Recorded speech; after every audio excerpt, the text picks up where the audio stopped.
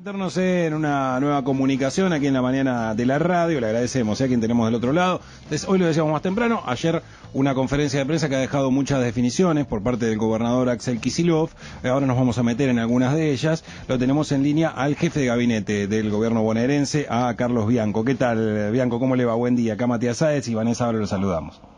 ¿Qué tal? Buen día, ¿cómo están? Buen día, muy bien. Muy bien, por suerte. Bueno, nos gustaría empezar charlando sobre esto que ya se empezó a adelantar, de la posibilidad de una presencialidad educativa más amplia, ¿no? Digamos, en las escuelas, ante el aumento de vacunados y la baja sostenida de casos, que venimos de 13 semanas de baja de casos. ¿Cómo se está trabajando desde la provincia en esta propuesta del gobernador? Sí, mira, un poco lo que dijo ayer el gobernador. La idea es que una vez que se avanzó masivamente con el programa de vacunación, con que han por 13 semanas consecutivas caído los casos, con que hemos incorporado algunos dispositivos que nos permiten hacer un mejor control de una eventual posibilidad de contagio en los establecimientos, como son los medidores de dióxido de carbono, todas esas circunstancias en principio nos estarían permitiendo tener un mayor caudal de presencialidad en el discurrir de las clases en todos los niveles de la provincia de Buenos Aires. La idea ahí es quizás achicar un poco el nivel de distanciamiento, siempre manteniendo un nivel de distanciamiento importante entre los alumnos, tal como lo dicen las mejores prácticas internacionales, pero claro. Este acortamiento del distanciamiento nos permitiría incorporar a muchos más chicos y chicas de manera conjunta a la presencialidad. Es algo que ya se ha estado hablando con el ministro de Educación de Nación y que se va a trabajar en el Consejo Federal de Educación. Claro, bueno, ayer justamente... Sí, que ya está trabajada previamente de manera técnica con el Ministerio de Educación de Nación. De la Nación. Bueno, hoy justamente hablábamos de esta posibilidad, que ya estamos casi pisando septiembre y que quizás el clima también empieza a mejorar, y así que también la ventilación es un poco más fácil en un clima un poco más agradable, digamos, de lo que ha sido el invierno para todo esto, ¿no? Sí, efectivamente es mucho más fácil en ese sentido establecer los mecanismos de ventilación de las aulas, ventilación cruzada, ventilación permanente para evitar cualquier posibilidad de contagio a través de los aerosoles o de los sprays, que si efectivamente o si eventualmente hay algún chico, chica, algún docente, algún trabajador o trabajadora de la educación contagiado, no impacte con el resto de la comunidad educativa. Lo hemos estado haciendo durante todo este tiempo, respetando el distanciamiento que establecía la norma del Consejo Federal de Educación, que era 1,5 metros. Ahora lo vamos a trabajar en el mismo ámbito como corresponde y como además es vinculante. Las decisiones que se toman en el Consejo Federal de Educación son vinculantes, así que lo vamos a plantear en que es el ámbito que corresponde. Y en ese sentido, tal vez la máxima limitación puede estar en algunas escuelas, por esto de los espacios, ¿no? Para sostener este distanciamiento, que si bien se acorta, como bien usted dice, también es verdad que al regresar todos los alumnos a la misma aula, digamos, tal vez haya algunas escuelas que tengan algunos inconvenientes con los salones en cuanto al tamaño, ¿no? También imagino que se piensa algo alternativo, no sé si, no digo sacar al patio a los chicos, pero quiero decir, también eso deberá trabajarse, intuyo. No, es que solo se va a volver a la presencialidad masiva en aquellos establecimientos que lo permitan, obviamente respetando el nuevo nivel de distanciamiento. Bien. En el resto veremos, alternativas, pero eso es un caso por caso. Sí, claro. Tiene que ver con la capacidad de cada aula, de cada establecimiento, etcétera. Pero bueno, siempre dentro de la norma, siempre de lo establecido, siempre dentro de lo pautado por el Consejo Federal de Educación.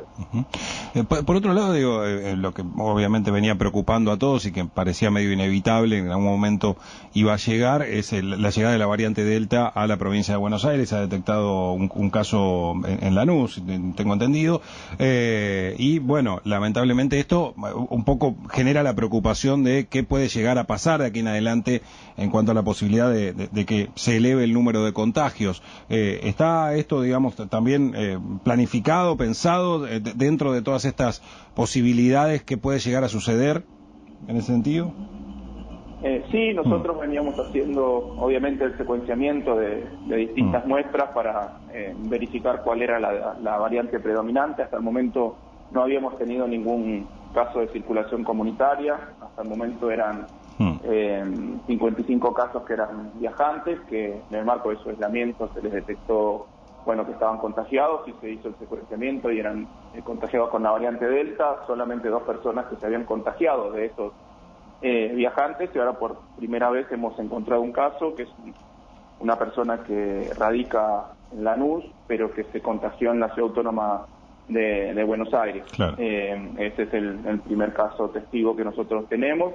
De todos modos, hemos demorado lo más posible la llegada de la variante Delta a la provincia de Buenos Aires, entre otras medidas, a través del aislamiento mixto que establecimos casi como única provincia en la Argentina, que generó por algunas partes muchas críticas, diciendo que quitábamos derechos de aislarse en la casa a las personas, pero realmente lo que tuvimos que hacer es un aislamiento en hoteles, en donde la capacidad de control de que la persona está haciendo aislamiento es mucho mayor, porque si se va a la casa es mucho más difícil controlar. En un hotel eso nos facilita, porque claro, inclusive va llamando por teléfono al mismo hotel, que además se compromete a pasar de manera obviamente responsable la información de quienes están alojados ahí, en el marco de nuestro programa de aislamiento mixto.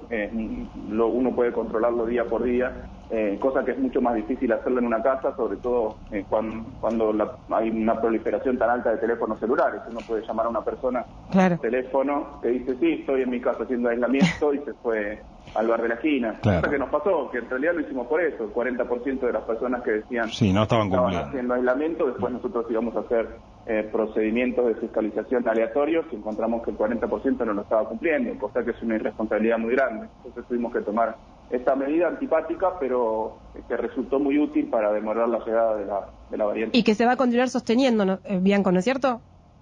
Sí, por lo menos lo hemos establecido por ahora durante todo septiembre también. Bien, perfecto. Dependerá cómo sigue la cuestión epidemiológica, mantenerlo un tiempo más o si no es necesario. Y esto de la variante Delta que usted mencionaba, ¿no? Y la preocupación, por supuesto, que genera, si bien el sistema sanitario se ha reforzado durante la pandemia, ustedes lo han venido contando, toda la inversión que se ha hecho también para justamente que pueda sostenerse el sistema cuando en el momento por ahí más álgido de lo que fue el nivel de contagios del COVID-19. Ahora pensando en esta cepa y tal vez con el cansancio que pueden arrastrar los profesionales de la salud y demás, el sistema también está preparado en caso de que hablemos de una tercera ola, que esperemos que no llegue o que no ocurra, ¿no? Pero digo, teniendo en cuenta que ya hay cuestiones que se comenzaron a dar, como el ingreso de esta variante, por ejemplo. Sí, la verdad que hicimos un esfuerzo, una inversión muy, muy grande en el sistema sanitario de la provincia de Buenos Aires, que la verdad que lo encontramos en condiciones paupérrimas, sobre todo durante todo el año pasado, durante la primera etapa del aislamiento social preventivo y obligatorio, entre otras cosas, la usamos para poner en forma ese sistema, lo que implicaba incorporar nuevas camas de terapia intensiva, monitores multiparamétricos, bombas de infusión, respiradores. Nosotros hoy estamos en una capacidad de ocupación de camas de terapia intensiva del orden del 50%, en promedio en la provincia, de un 30% con internados en terapia intensiva de COVID. Tenemos más de, aproximadamente, número más, número menos, 2.400 camas de terapia intensiva con sus respectivos respiradores, obviamente, libres. O sea, estamos en un nivel muy, muy bajo de ocupación, justamente por la caída de casos y por el éxito del plan de vacunación. Lo saco un poco de tema COVID en este caso y nos metemos en la campaña, porque bueno, ya estamos a menos de un mes de emitir nuestro sufragio, a pasitos nada más de la jornada democrática, y bueno, está avanzando la campaña en sus distintas vertientes. ¿Cómo ven analizando en este caso la campaña tanto del oficialismo, de Victoria Tolosa Paz junto a Daniel Goyán y la campaña de la oposición?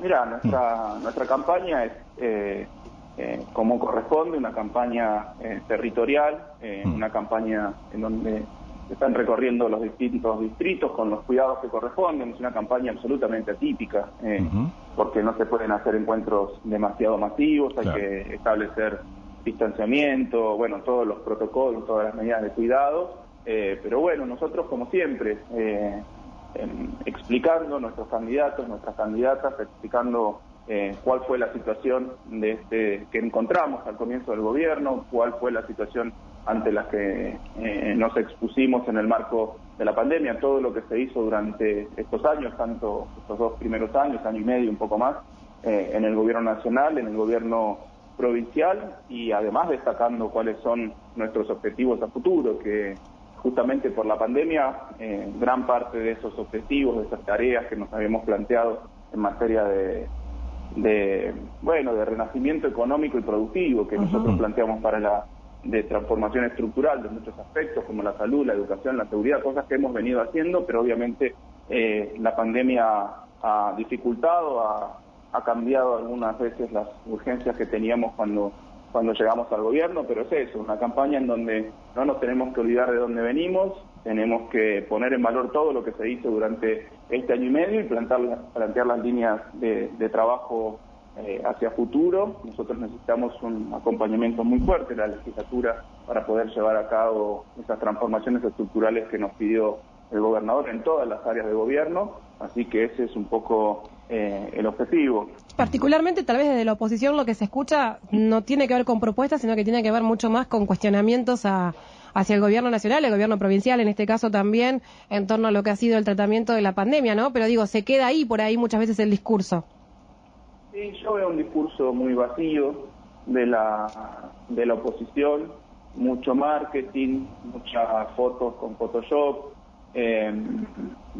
mucha forma y poco contenido, pero que no me sorprende lo más mínimo, es lo que hicieron también en el 2015, en aquella campaña, en aquella etapa electoral que llevaron adelante, mintiéndole al pueblo argentino, diciendo, entre otras cosas, que todo lo que se había logrado durante los 2 años del kirchnerismo, ellos lo iban a mantener y lo iban a mejorar, porque se dio exactamente lo contrario, promesas mentiras y promesas vacías, como que iban a reducir la cantidad de trabajadores y trabajadoras que pagaban el impuesto a las ganancias, que iban a aumentar las jubilaciones, que iban a solucionar el problema de la inflación en 2 patadas. Bueno, ya sabemos, nadie se va a olvidar por mucho tiempo de esa estafa electoral que fue el macrismo y de ese gobierno espantoso que fue el macrismo, el gobierno de Macri en la Nación y el gobierno federal en la provincia de Buenos Aires.